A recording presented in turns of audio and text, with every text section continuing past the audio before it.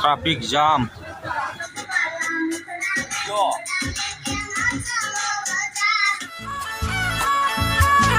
Hello guys, good morning. Welcome to my new vlog. दा नै एसे अखा हादोंमोन ओमफ्राय दा एसे लाखिबाय आरोना अखाया हाथ'वाखिसै ओमफ्राय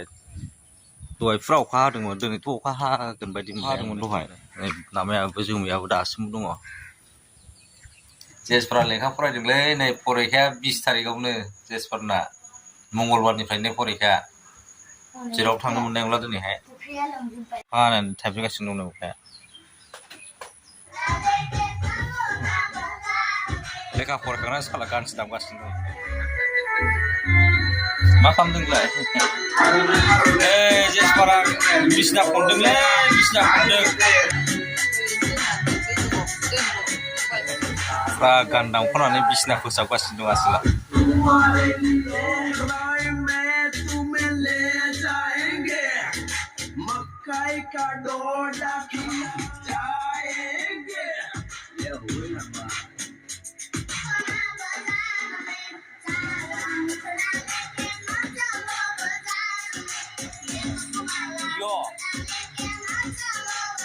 थांनो नागिरदों बाजारावहाय एसे खरसा लायनो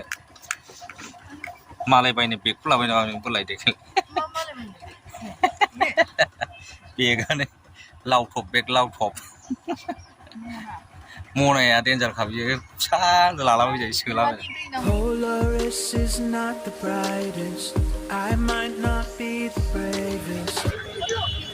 बिसिबांनो आलुआलाय बे आलुआ गोजान लाजायोना उनाव फैया ट्राफिक जाम मैखुन लादो मोनसे बेसेबां अ नै माबा गानग्रा जोमग्रा लायो नों गस्ला लायनो थांलायबाय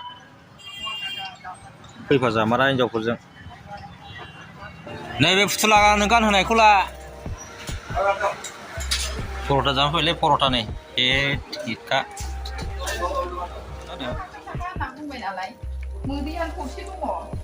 मोननै थरसे दङ ओंखाम उखैनो गाबदों फिसाला दिनै बाजार थांग्रा नोङो मा लाबोखो मैखुन नै जेसपान्ना गिलास मेगि ओमफ्राय आयंआ मिस्थि हरदों मिस्थिखौनो थुखा हरनो नागिरदोंमोन आं थालिरखौ फिसाफोर हरदों नै आयंआ आपेल नै खुसेरबो दं बाबा जिरखानाय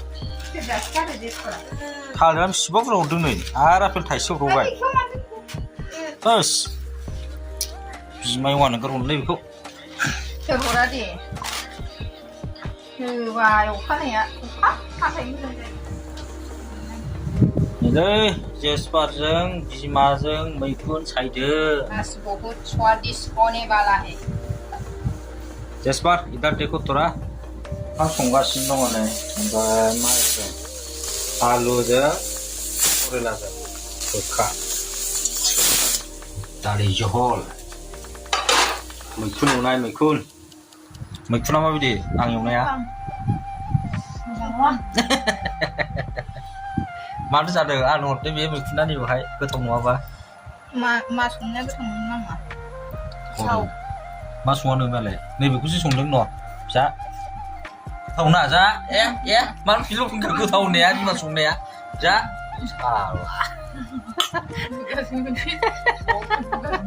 बिमा संनाया गोथाव माथो गोखासो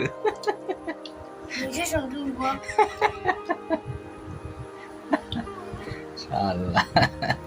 दालि थेलेनाय दाना हांसो लादों हांसो माबायदि खाजोबनाय हांसो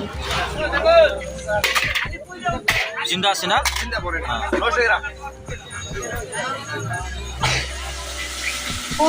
मुरि एवनाय दे हांसो